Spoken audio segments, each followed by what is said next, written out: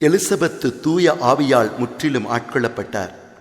அப்போது அவர் உரத்த குரலில், பெண்களுக்குள் நீர் ஆசீர் பெற்றவர், உம் வயிற்றில் வளரும் குழந்தையும் ஆசி பெற்றதே.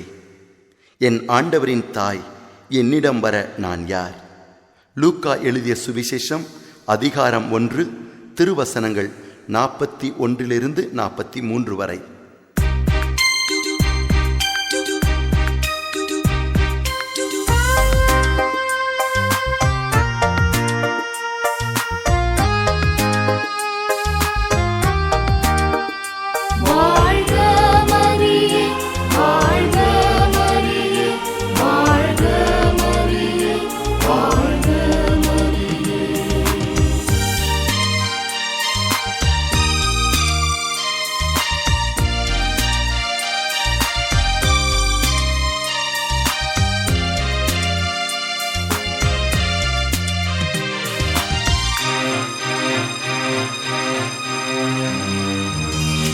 மன்றாடும் எமத்தாய் மாமரியே, வந்தோமும் பாதம் தாய்மரியே.